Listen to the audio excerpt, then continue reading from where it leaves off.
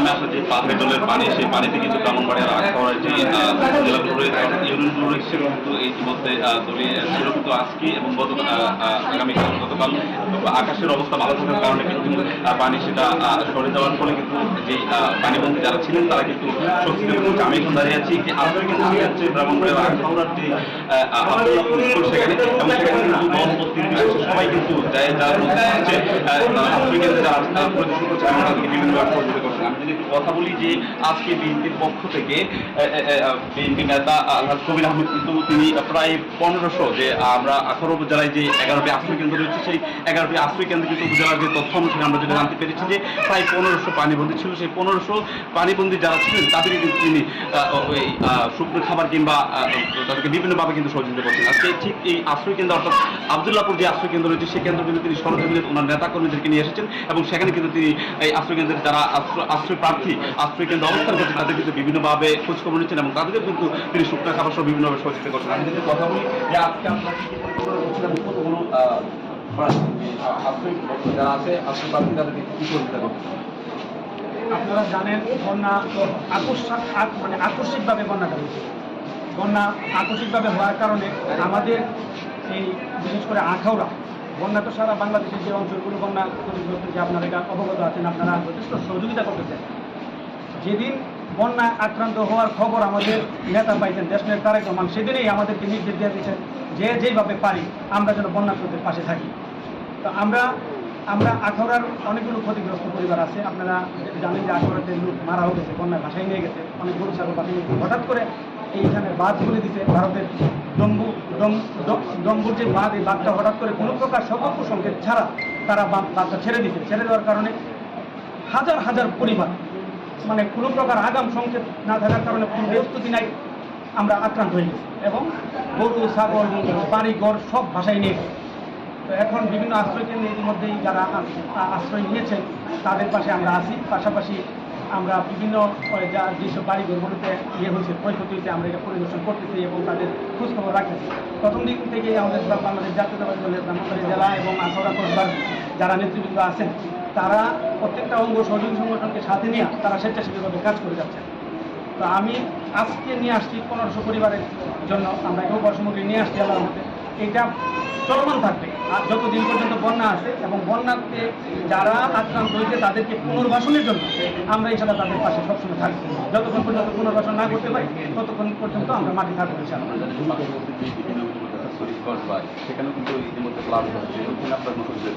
হ্যাঁ, আমি আজকে কসবাতে যাব। কসবাতে এই আখাউড়া পরিদর্শনটা শেষ করে আমি কসবাতে যাবো। আপনারা জানেন যে আমি আখাউড়া কসবা থেকে আগামী সংসদ নির্বাচনে ধানের শীষের মনোনয়ন প্রত্যাশী, এখান থেকে আমি নির্বাচন করার পরিকল্পনা নিয়ে আমি মাঠে কাজ করে যাচ্ছি, দীর্ঘ বছর যাবত কাজ করে যাচ্ছি।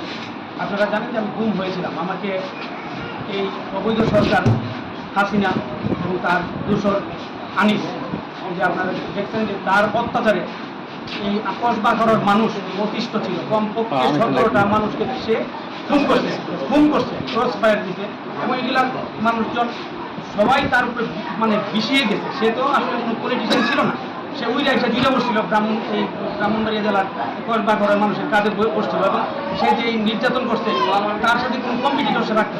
আমি কাজ করছি, কাজ আগে মানুষের উচিত কি কাজ করা। আমি কাজ করতেছি, সে আমাকে কাজের রাস্তা বিভিন্নভাবে ব্যারিকেড দেওয়ার প্রতিদিনের চেষ্টা করছে, পারে নাই।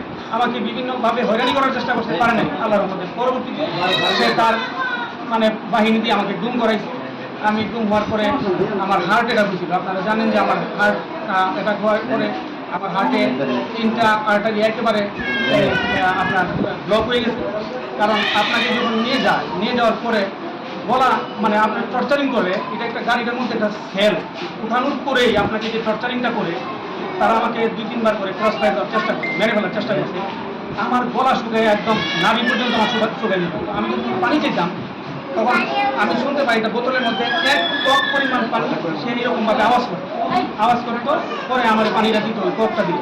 আমি বুঝতে পারি না যে সে মেডিসিন মিক্স করছে। মেডিসিন মিক্স করার কারণে আমার হার্ট অ্যাটাক হয়েছে, আমার ফ্যাটি লিভার হয়ে গেছে, আমার ডায়াবেটিস টাইপ 2 হয়ে গেছে, আমার চোখের দৃষ্টিশক্তির মধ্যে ডিস্টার্ব হয়েছে, আমার হাঁটুর মধ্যে প্রবলেম হয়েছে, আমার হাঁটুর অনেকগুলো নার্ভ ড্যামেজ হয়ে গেছে।